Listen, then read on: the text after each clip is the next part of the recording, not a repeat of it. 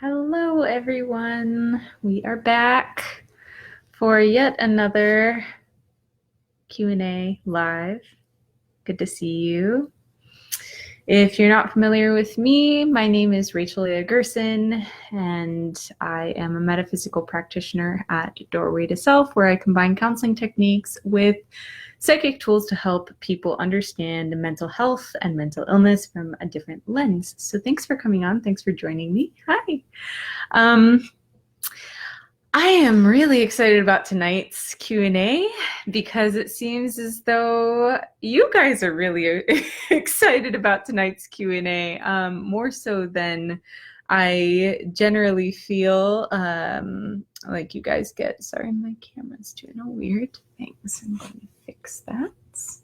Okay, there we go. Anywho, many of you, hi Jessie, thanks for coming on.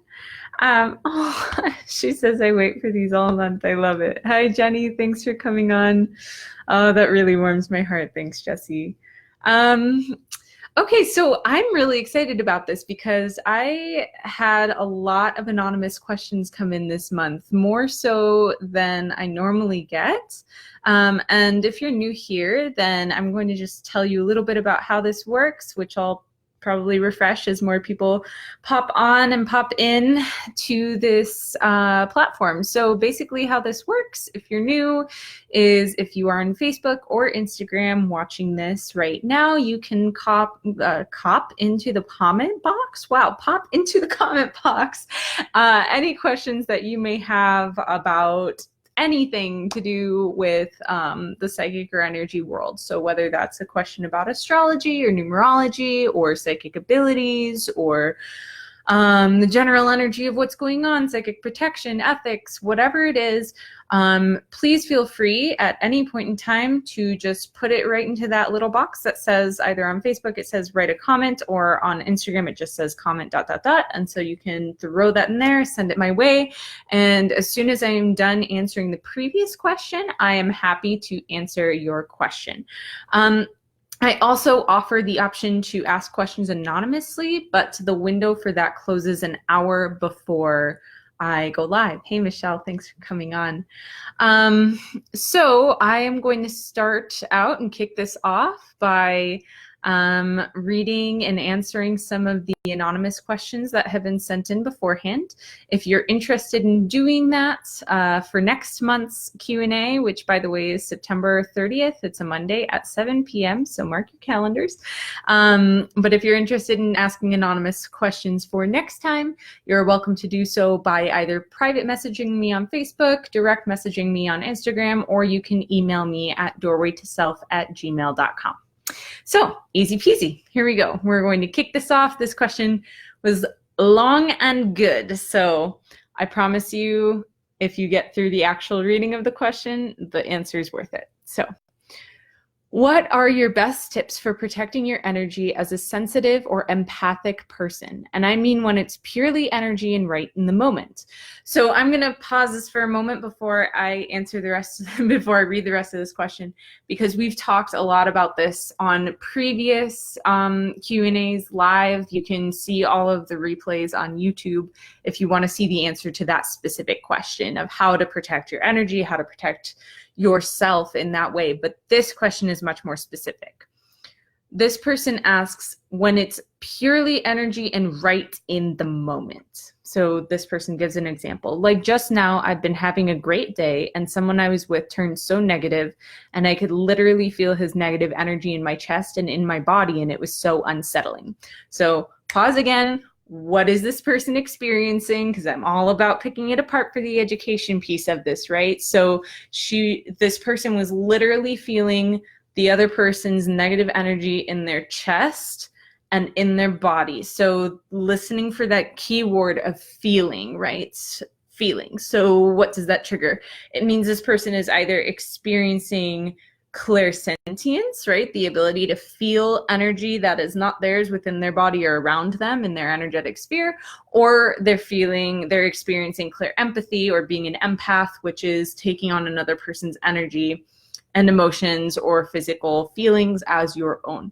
Because this person didn't describe actual emotions that were associated with that and just described it as negative energy, I'm going to assume that it was a clairsentient experience.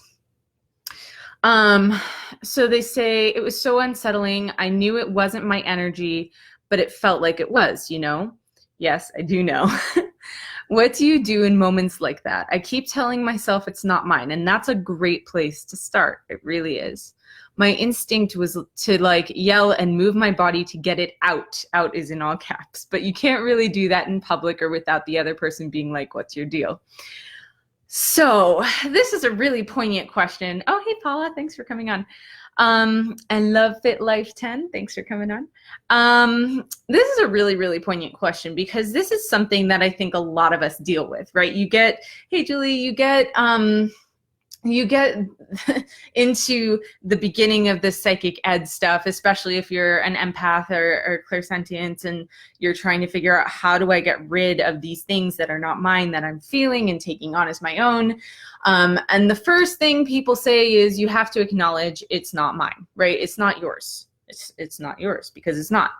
So that's the first thing you have to acknowledge.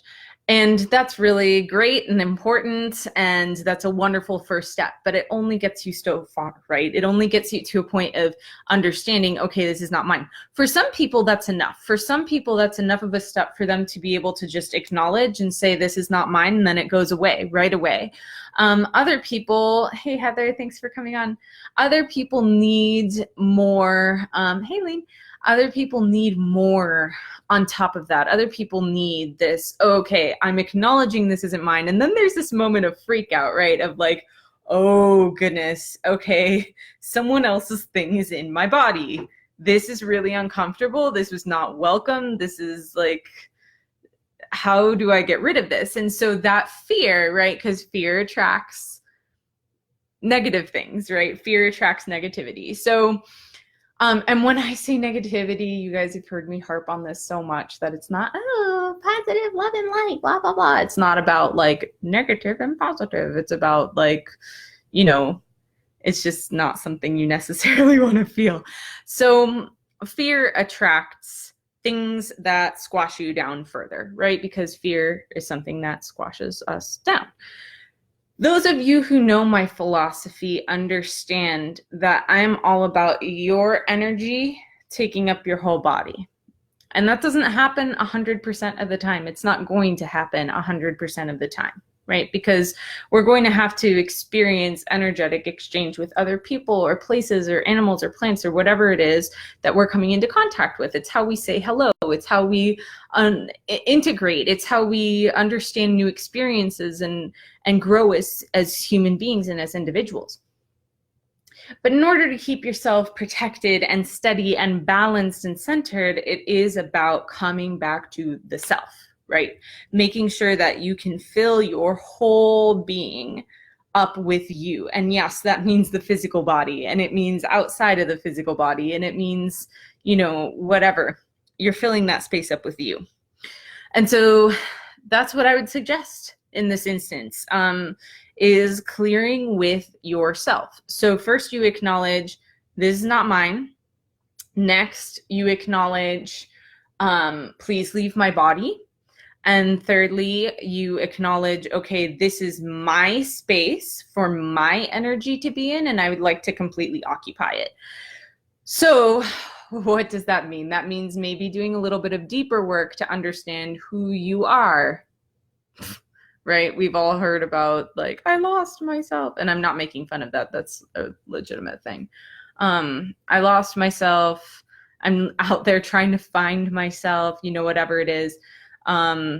Most people look outside of themselves to find themselves. That's never going to happen, right? You have to look within. Not in me. Don't look in me. I look in me. You look in you. So yeah, that's what I would suggest is to really harness your own energy and fill your whole being up with that energy, because it's the example I give every single time, you guys. You can't see this because this isn't a clear cup. I'll tip it slightly so you can maybe kind of see the liquid in it-ish. The liquid is only filled up to here, right? My tea is only filled up to here. That leaves this much space for air to get in. It's never empty up here, right? There's always something filling it. An empty cup is never an empty cup. It's always filled with air. And so just, it works the same way for you. You can never be completely devoid of energy, because someone else's energy is always going to be there. So when you completely fill up with yourself, it pushes the other energy out. If I were to fill this cup completely up with liquid, it would push the air out. The air would leave, the liquid would be there. So it's all about replacement. You're replacing their energy with yours. You're pushing their energy out of you and filling the rest up with you. As for the whole bit about movement, this person said, I just want to move. I just want to get it out. And that's a very natural instinct, right? If I were to move that cup, let's say the liquid in that cup wasn't supposed to be there. Let's say it was supposed to be filled with air, right? If I were to move that cup, the liquid would fly out, right? It'd go all over the place. And so the same thing can be said for our physical bodies. Many of you have heard me talk about the idea of your physical body being a metaphysical tool, right? And so by moving your body, and this has been scientifically proven, that memories and actual energy and emotions can be trapped in the body, in the physical body. And so when we shake out the body, when we move it, when we contort it, when we, you know, allow it to flow, things are going to leave it that are not supposed to be there. As this person said, if you're in public and you're like wiggling around, right, people are going to give you a strange look, which I personally completely disagree with. I think we should all be able to move freely and, you know, just be walking down the aisle at the grocery store, just like wiggling around. I think that'd be awesome. But unfortunately, that's not the case. So, two options that I can recommend to you. One would be find the nearest public bathroom, get yourself in a stall, or if the whole thing is, you know, open, then wiggle it out. Maybe do a small, like not a loud scream because you don't want people like calling the cops or anything, but like, you know, you can put a pitch on it maybe if you need to. So that's option one.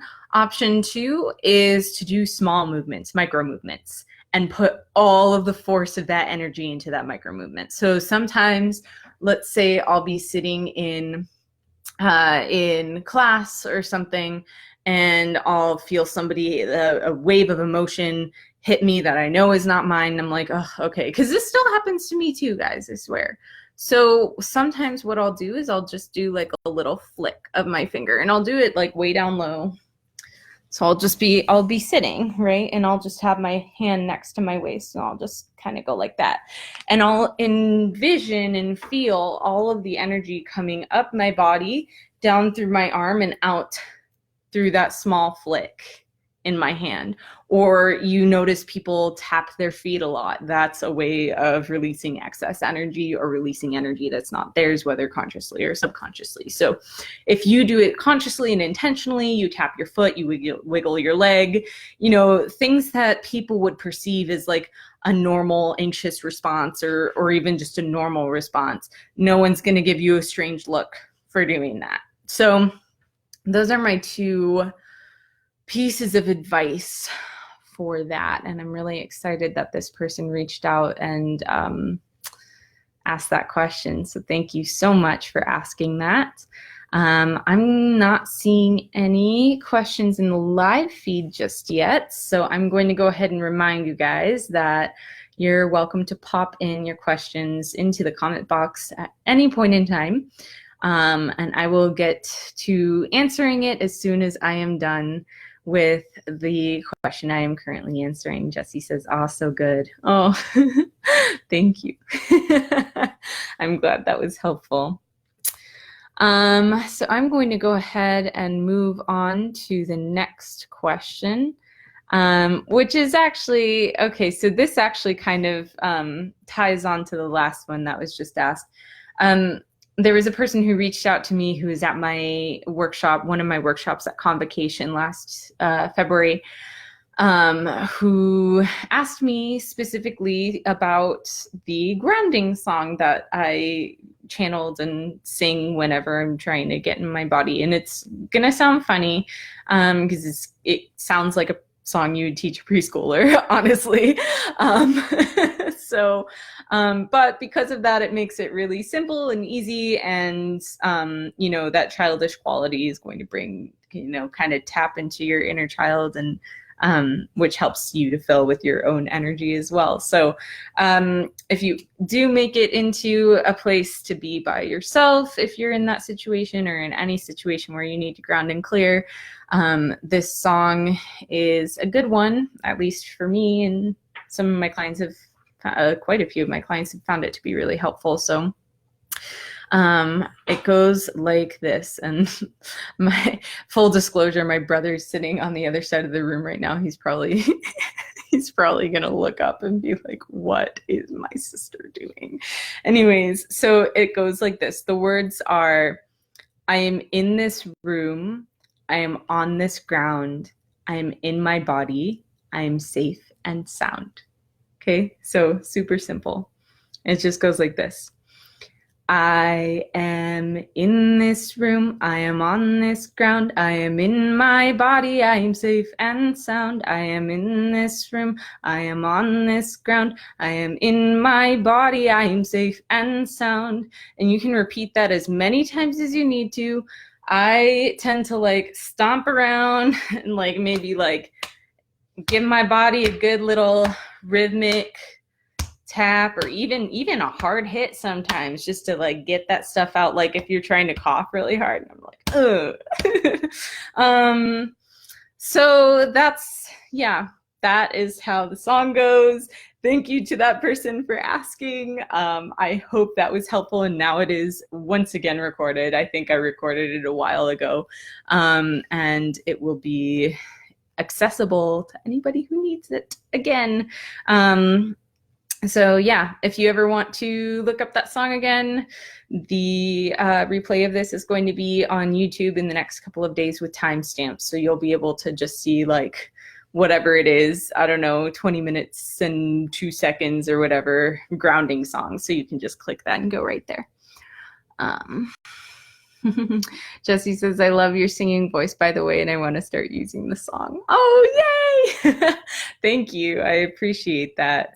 I must confess it is not a natural singing voice. I've had, it was a previous life. In this lifetime, I was trained, so please don't compare yourself to me.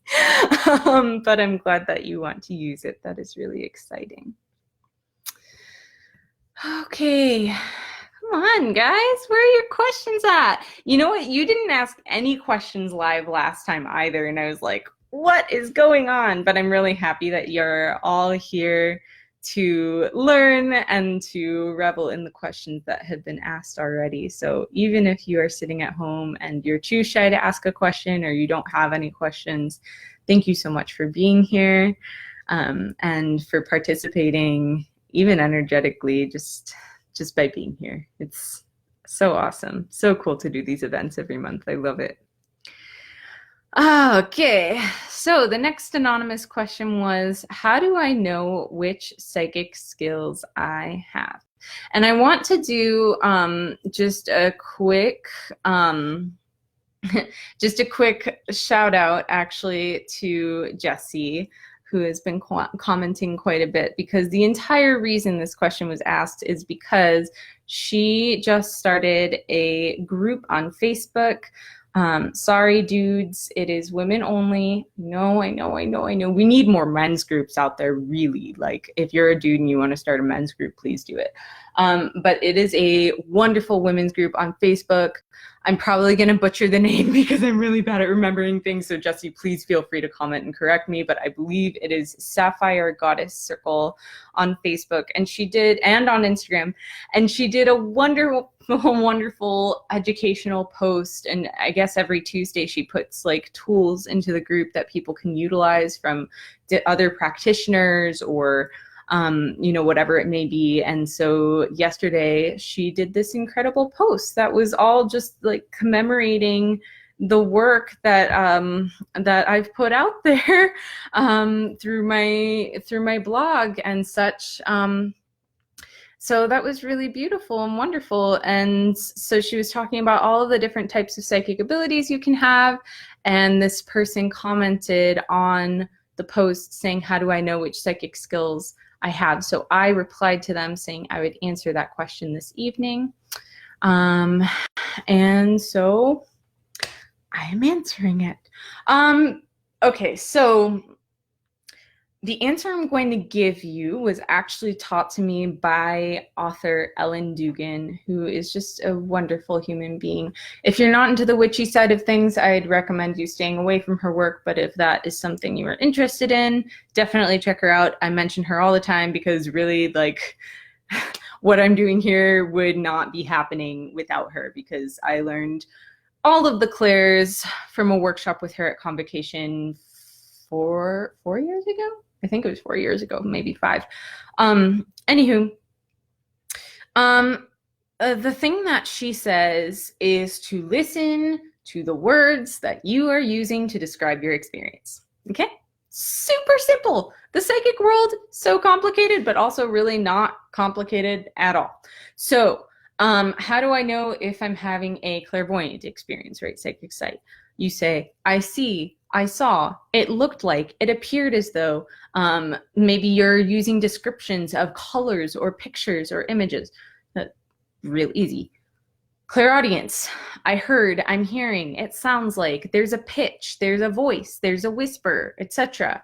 Clairgustance. I just put that article out today, so if you haven't checked it out, go to doorwaytoself.com/blog. Shameless plug.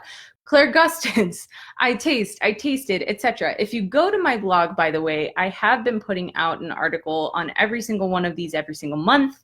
I only have 3 abilities left: smell, mediumship, and channeling. So those will be coming out in the next 3 months. But every article, I put all of the descriptors in there to listen for as to what experience you're describing, to see if it matches what you are experiencing.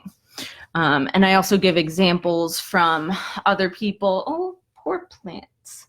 Sorry, I kicked my plant. I give examples from either myself or loved ones who are around me, or from clients, anonymously, of course. So yeah, that might be really helpful for you to go through those, read those, figure them out. So that's one. Listen to how you're describing it, whether to yourself or to someone else. Listen to how you're describing it. What words are you using? The second thing I would recommend is just sit with yourself, right? Be in your body, be in the experience. Oftentimes for psychic experiences, we leave our bodies. So when you come back to your body safely and strongly, you know, taking a moment to acknowledge, where did I experience that? What was that? And it could be multiple things at once as well, which can be very confusing to try and pull apart, especially if one thing is triggering another. So maybe finding someone to recount your story to, if that feels like a comfortable thing for you to do, and listening to how you're describing it. So something I'll do with clients is I'll walk them through the experience. So they'll say, oh yeah, I think I had this crazy psychic experience the other day. I just knew that I needed to, or I got lost. Here's a good one. I got lost. I was driving. I got lost, and I just knew I was lost and needed to turn around and go in the opposite direction. So I heard those words. I just knew, right? I just knew. So that tips off for me. This is a claircognizant experience. This is intuition. This is gut hunch, gut feeling. Okay. I just knew I was going the wrong way and needed to turn around. So I said, okay, did you just know immediately, or was there something that tipped you off to that? And that was when this person went, oh, yeah, I guess I saw an image. I saw a compass that kind of spun and went in the opposite direction. And I said, okay, so this was a clairvoyant experience, psychic sight, that triggered a claircognizant experience, intuitive knowing, that she was going in the wrong direction. So just paying attention to your body and paying attention to even the tiniest details in what you're saying and what your experience was. So I hope that helps this person. I am seeing some people who entered things in the comment box. Hooray! I'm so excited. Okay, Kim says, I would love some guidance. And she says, my husband of 17 years passed away 15 years ago. I was 35. I'm sorry to hear that. I was 35 then, going to be 50 in November. I know he's trying to tell me something. I see him in my dreams. I can't understand what he is saying. How can I understand? That is really a wonderful question, Kim. Thank you so much for asking that. I can only imagine that that would be either really relieving for you to see him or very emotionally difficult. So thank you so much for being vulnerable and for sharing this experience and asking this question. I really appreciate it. Okay, so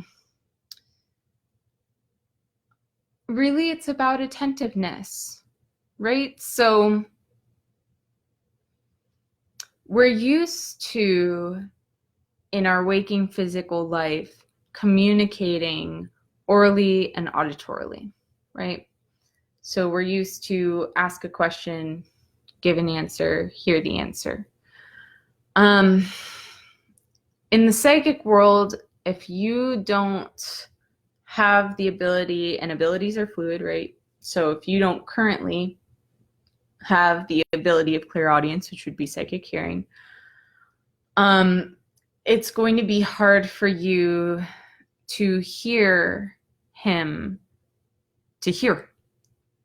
right? Or if he doesn't understand how to communicate verbally, energetically, then there's not going to be anything for you to hear. And so it becomes about relying on our other senses. So if you're having these dreams, what are you seeing in the dreams? Maybe he is pointing to something, or maybe he has a facial expression that might tell you more, or maybe there are images in the dream that he has placed there of things that would mean something to you, or that meant something to your relationship, or something of the sort. The other thing you can do is ask, before you go to sleep at night, setting that intention and asking for help and saying, if my husband comes to me in my dreams tonight, please help me to understand him. Please help me to see or smell or taste or hear or whatever it is, whatever messages he's trying to convey to me. So I hope that that is helpful. And I hope you get to understand what he's trying to say. Just that the fact that he's showing up at this point is really quite remarkable as well. So just maybe sitting with the fact that you have that connection. I know it doesn't maybe feel like enough right now because, we see someone after not seeing them for so long and thinking they're completely gone. And then it's like this rush and this need to know and this need to ask and this need to, but sometimes it's just about sitting with them and being with them and appreciating those moments. So I hope that's helpful. Kim says, I see him happy. I see hearts around him. I know he loved me, but he also passed unexpectedly of a massive coronary. Yeah, that's really, really tough. That's really tough. I love that you're able to know immediately, though, exactly what was being conveyed. Just thinking about it in the terms of what you're seeing visually. You see him happy. That's great. You see hearts around him. What does that mean to you? Does that mean that he's showing you he's found self-love for himself when he's passed? Does that mean that he's showing you he loves you? Does that mean that he's trying to give you the message to find more love for yourself?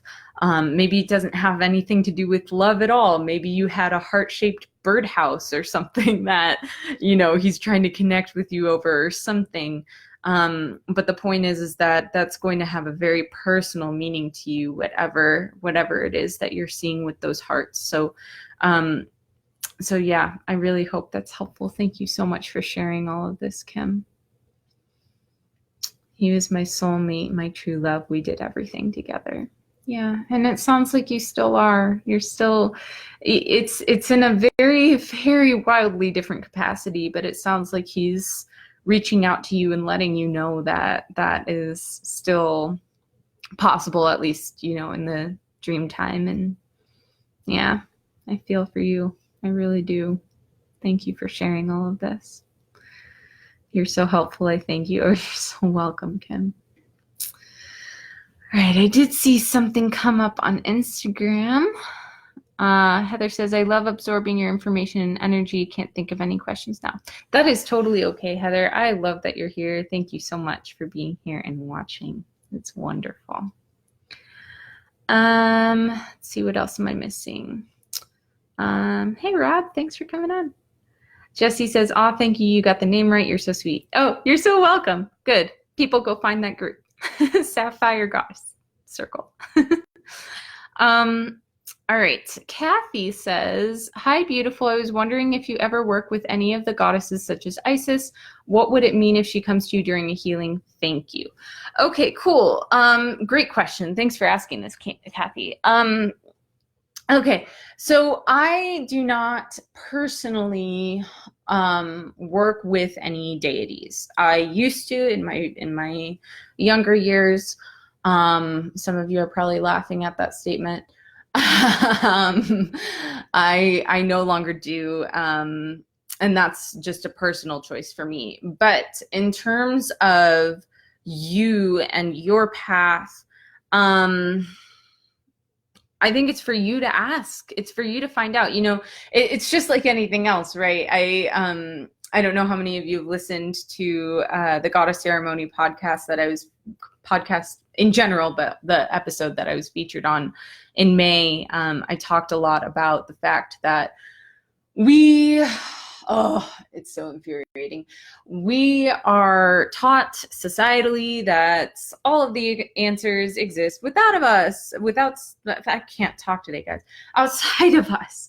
And we need to run outside of ourselves to go understand all the things. And we have zero power and zero wisdom and zero knowledge and zero inner knowing. Congratulations. That is not true. It's really, really, really scary to think that we might have the power to know our own answers and our own truth. That's scary. I acknowledge that. I understand that. I've been through that. I continue to go through that. And it's a struggle. I think for everyone, right? Always. I don't care what stage you are in your healing or in your quote awakening or whatever it is. It's always going to be something we all run into. Always. So, if you were going to, let's say I was an Isis expert, okay, which I'm not by any means. Let's say I was an Isis expert. And I told you that Isis coming to you meant that she is here to heal all of your inner childhood woundings, and you need to go to the woods and make an offering to her, and it needs to be roses and lapis and I don't know. Okay, the point is, you would probably listen, and I'm not saying you, I'm saying you in general. I don't know what you would do, Kathy, but it's likely that any person listening to this who is in your position would likely run out and do exactly what I said and hang on to every word I was saying about the meaning of what this goddess meant coming to you. That might not be your experience. That might have been my experience, right? Maybe I needed all of that healing from Isis, and maybe that's why she came to me, and maybe I did this ritual for her, or to her, or to commemorate her and honor her. But that was my thing, right? That was my thing with her.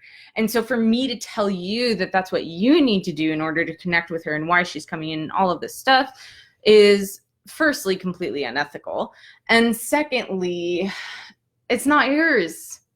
And so my answer to you, and I know it's not what you want to hear, but my answer to you is to ask you your question right back to you. What would it mean if she comes to you during a healing? What would that mean? What would that mean to you?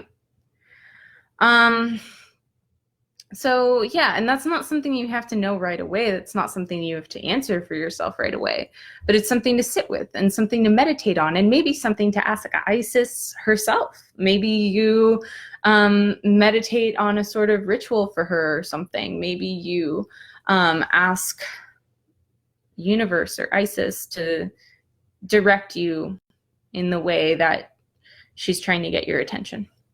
I hope that's helpful. See what else is going on. Okay, I'm going to answer one more here that I'm seeing in the chat box, and then I'm going to hop back to the anonymous questions so that I can get through a couple of those. Paula says, I was doing a massage on a client's neck when I noticed she turned her head to the right. A thought popped up in my head. She's listening to someone.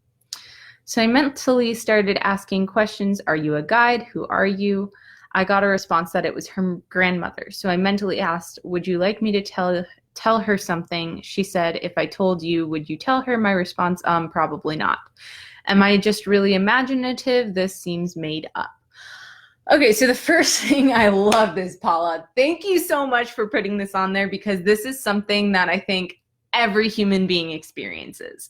And I'm not saying this exact scenario. I'm saying this idea of like a super specific thing coming in and then questioning it and saying, trying to be logical about it and saying, oh, I'm too imaginative, or, oh, I must be making this up, or, oh, you know, whatever it is. I'm a wanderlust and I like to be fantastical and live in fantasy and, you know, whatever it is. So we like to make logic of our psychic experiences. And the fact is that our psychic experiences are logical. We're just taught that they're not.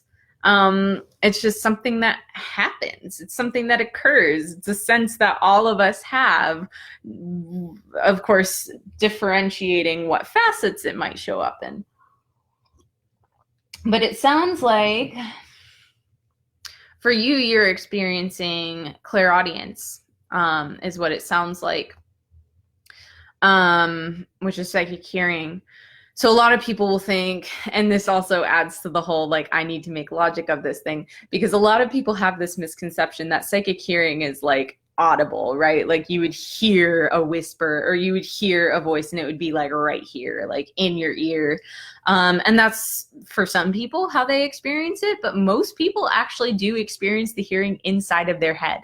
Like when you think about people who have been brought to a mental hospital, probably rather unfortunately, because they're probably just clairaudient and don't know how to handle it. You know, it's they say, I hear voices, or I have voices in my head, or whatever it is. And that's not to scare you. That's not to say, oh, you're crazy and you need to check yourself in, because clearly I'm saying the opposite. These people should likely be getting other help and whatever, my opinion. But yeah, anyways, that is a clairaudient experience. Own it, know it, love it, or don't love it, but that's what happened. Thank you for sharing that. That was really illustrative and awesome. Awesome. Hi, Susan. I'm glad you're here as well. Thank you so much for coming on. Let's see, Instagram, nothing on there. Okay, cool. So I'm going to move back over to these anonymous questions. And let's see. Okay. Lately, I've been thinking this one's a little bit complex, guys, so just stay with me. Lately, I've been thinking a lot about my past lives. I feel strongly that I've lived in certain places because when I read about or think about or visit these cities or regions, something about them feels very right to me in a way that's difficult to explain. I know I also have ancestral ties to some of them, but this feels like something more. Can you talk a little bit about the cycle of reincarnation? For example, I know there's an idea that souls slowly cross the globe from east to west. How true is that in your opinion? And how can I tap into this energy or intuition to gain a stronger understanding of who I might have been? All right. Awesome, awesome, awesome. I love this. Okay, firstly, I'm going to address this whole souls reincarnating from east to west thing. I have no idea about that. I have literally never heard that. So I cannot speak to that. I apologize for that.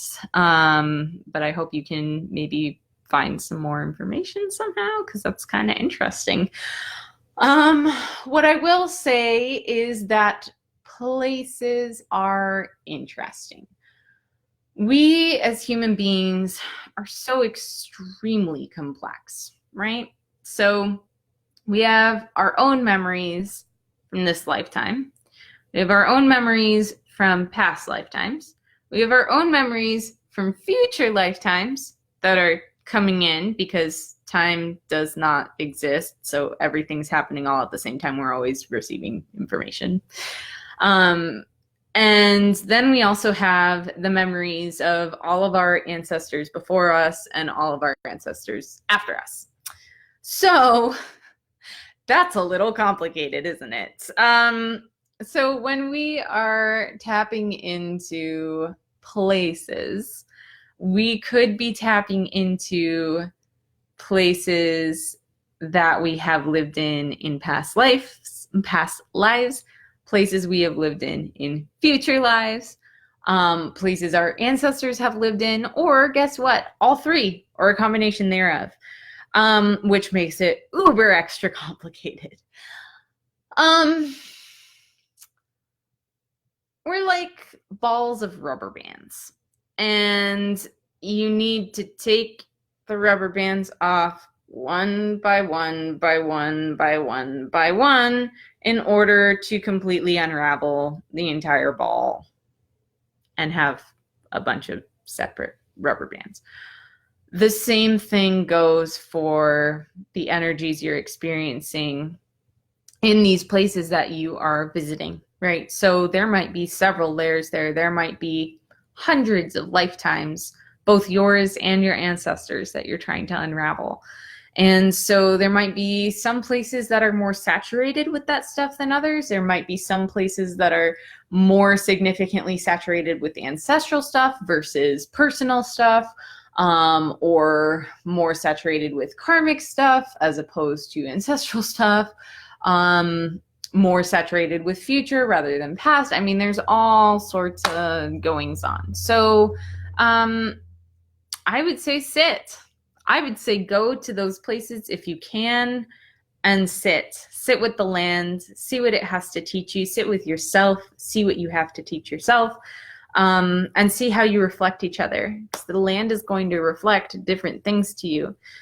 This is really poignant for me. As many of you know, I was actually in the UK for a majority of this month. I just got back last week, or a week and a half ago. 10 days ago. I got back 10 days ago. That's crazy. And that place for me, that whole little island in the middle of the Atlantic and Celtic Sea, that little tiny island holds a lot for me. All of the above: ancestral, past life, future life, everything. This past visit for me was extremely different than the visit that I had when I was there 6 years ago. And it wasn't even a visit. I was living there 6 years ago. Extremely different. Last time I was there was very much about focusing on unraveling some past life stuff for myself, unraveling a lot of ancestral stuff for myself, like ridiculous amounts. This trip was very much about healing, helping the lands to heal, as I was in the present and just being really, really present with where I'm at and where the land is at now. And there was not really any past or even future stuff coming up. So it really, things are going to vary based on where you're at in your life, what lessons you've learned, what things you've already tied up, what things you have yet to tie up, you know, all of that. So I wish I could help you more with that, but really this is your journey, which is really exciting, that you get to do this work, because I think a lot of us get so caught up in our own stuff that we forget that the earth has a lot to tell us, even about ourselves. So it'll be cool. I'm excited to see where this takes off for you. Thank you, anonymous person who asked that question. Right, Rita says, I just say I have a knowledge. I don't know what that's referring to, but I like that. Thank you for sharing that. All right, cool. Let's jump back to this anonymous list here. Okay, another dream question. I should have asked this one directly after the last one because they kind of go hand in hand. Okay. Hi, I just wanted to send my questions ahead of time.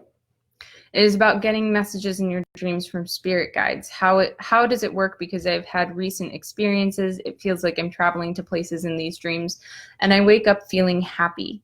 I thought this was astral projection, but I don't think that's what it is.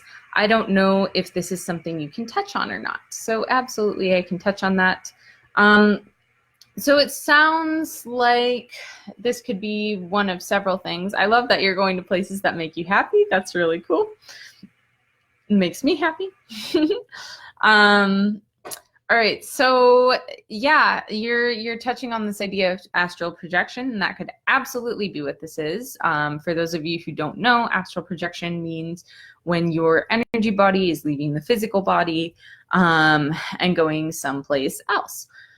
And a lot of people experience this in the dream time because we're usually leaving our physical bodies anyways, right? Like all of us have experienced waking up and feeling like we're like groggy or slamming back into ourselves, or you need to like wiggle your fingers or toes, or you know, to stretch, crack your back, whatever it is to like get you back here. And it's because you're not like physically like here when you're sleeping. So it absolutely could be astral projection. It could also be lucid dreaming, which means that you're able to consciously, at the same time as subconsciously, control exactly what you're doing and where you're going in your dreams, which is pretty cool and awesome.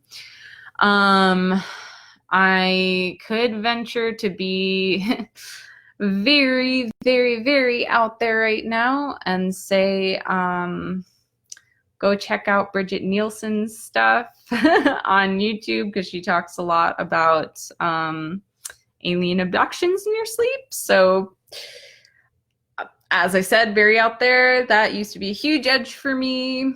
Might be a huge edge for you. I don't know. But the point is, it could be several things. It could also just be you having great dreams. But it sounds like you are experiencing actual something, like an actual experience. It doesn't necessarily sound like you're dreaming, and that's not the energy I'm getting from it either. The other thing it could be too is you could be time hopping. So like I said, time does not exist.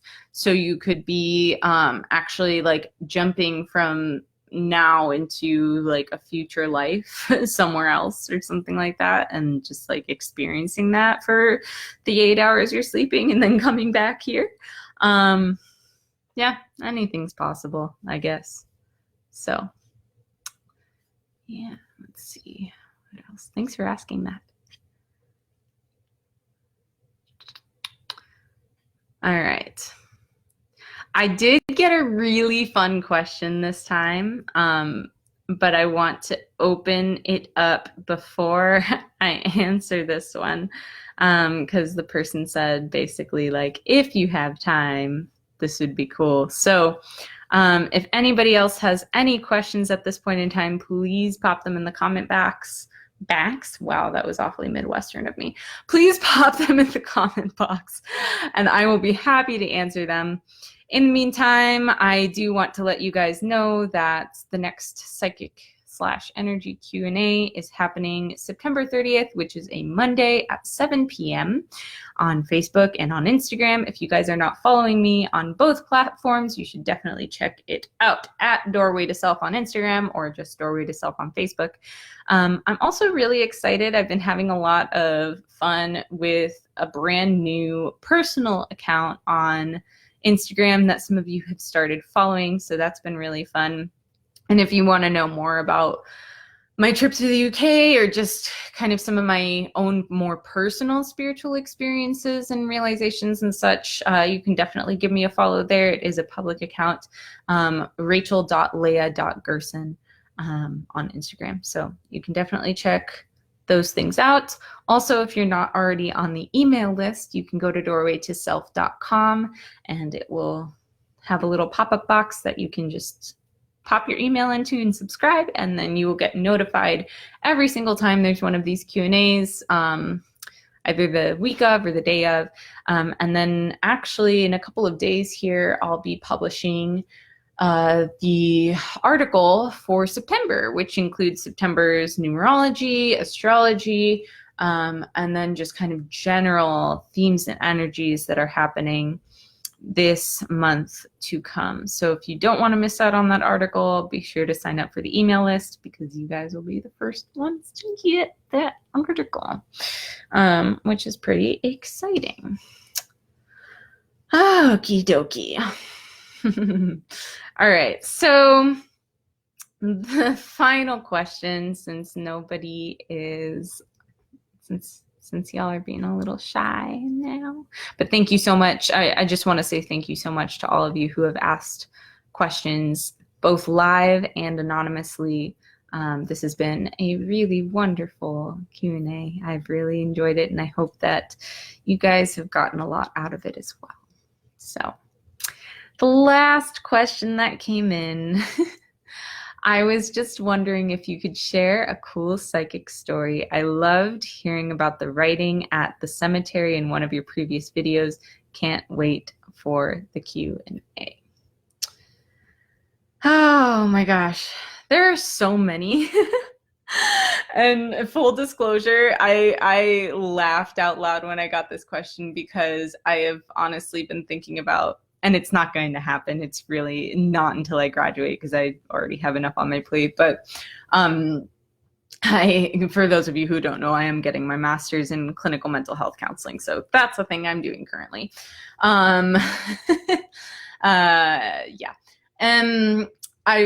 Full disclosure, I was actually thinking about starting a podcast and like telling all of those stories and doing an episode like each week on something different, whether it's stories or education or information or whatever. So I'm going to cross my fingers that that's something I can do when I graduate in May. I might have to start that up.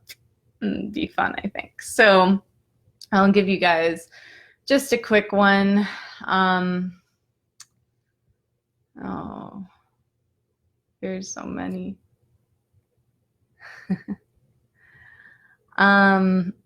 If you guys want one of my favorites, I did do a live video with Erica Erlewine that's on the Doorway to Self Facebook page. It's still recorded there, I believe, from the Wellness Collective. It might actually be on the Wellness Collective Facebook page. I can't remember, but that's one of my favorites. So you can check that out if you want. And I might be able to link it to this video in the comments of this video on Facebook. I don't know if that's possible. Anyways, okay, one of my favorites. I'll give you a recent one. So as many of you know, I was looking to do a retreat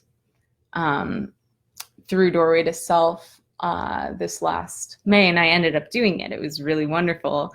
Doorway to Mental Health went really amazing. I'll definitely be doing that again this year. But regardless of that, I was having all sorts of issues trying to get this retreat together. And I could not understand why I was having so much resistance and feeling so much resistance. And I didn't know what was going on, because originally, as some of you know, originally the retreat was not going to be how it ended up being, which was awesome. How it ended up being was 2 separate days, and we just went 10 to 6 Saturday, 10 to 6 on Sunday, and it was wonderful and amazing, and I loved it. And yeah, it was just awesome. But originally it was going to be like a 4-day overnight retreat. I was going to rent out a place and get a chef and do the whole, like, you know, normal retreat thing, like what you would think of doing a retreat. And I kept getting all of these different pointers. Like and it was so clear to me, like I needed to do this on a place that had like acres of land, and I needed to do this in the woods, and I needed to do it where there was water, like a river or a stream or something. And I needed to do it on farmland. And I was like, farmland? Where did that come from? Like, how can I be in the middle of the woods and on farmland? And like, this is just weird. And how is this happening? And then all of a sudden I kept hearing Blue Ridge Mountains, Blue Ridge Mountains, Blue Ridge Mountains. And I'm like, what? Like, all of my clientele is in Michigan. This is ridiculous. And something about it kept feeling so wrong. And I was like, what? This is so conflicting. I keep getting all of these messages. I keep getting all of these signals. And I really want to do this retreat. And so when I finally quieted down, because of course, when these situations happen, you know, you tend to get anxious, or I do tend to get anxious, and I overthink things, and I get into a whole spin. Yes, me too. I do it too, guys. I'm only human. And so my head's spinning, and I finally am able to have a moment to quiet everything down and to sit with everything. And I begin to understand that all of this is happening for me. That none of these images and sayings and all of the stuff that I'm getting, it's not about a retreat for other people. It's that I'm supposed to go on a retreat on farmland in the woods by a river in the Blue Ridge Mountains. And so I went on Google and I Googled the phrase spiritual retreat for healers, which, ugh. I don't like to call myself a healer. You guys know that, unless I'm talking about healing myself. And I don't know, something about spiritual retreat just rubs me the wrong way. But that is what I typed in, spiritual retreat for healers. And lo and behold, up comes a link to a website where someone offers one-on-one 2-day, 48-hour retreats for specifically looking for people who are wanting to do really deep work in the middle of the Blue Ridge Mountains on a farm in the woods with a river running through it. So I went on that retreat at the end of June. It was exactly what I needed. I'd not be on here with you guys if it were not for that retreat. And I did do a video live not too long ago, giving a lot of my thoughts and takeaways from that. So you guys can check that out as well. So that is the story that I felt called to sharing with you guys this evening. And thank you so much to this anonymous person who wanted to ask that. I'm really touched by that. So thank you. And thank you again to all of you who have asked questions anonymously or live. It's so appreciated. These would not happen without you, so thank you so, so much. These are so fun. If you are feeling like this is something that really touched you and you're like, I want to support this, I want to support Doorway to Self and Psychic Education and even just Rachel, you can go to donorbox.com/doorwaytoself and you're welcome to donate there monetarily. If that's not for you at all, or even just at this point, I totally respect that. And I'm just happy to freaking have you guys here because this is awesome and amazing. Again, you can find me on Instagram at doorwaytoself or at rachel.leah.gerson. You can also find me on Facebook, Doorway to Self. You can also sign up for the newsletter at doorwaytoself.com. If you put a /blog in there, you'll be brought to the blog with all of the Claire articles on there and the upcoming September energy article. And I think that is all of the announcements for now. Other than that, the next Q&A is live September 30th, which is a Monday at 7 p.m. So EST. So I will see you guys there. Instagram's going to kick me off. And next time I see you, Doorway to Self will be 3 years old because I turned 3 on September 6th. So thank you guys for making this dream a possibility. I love you all.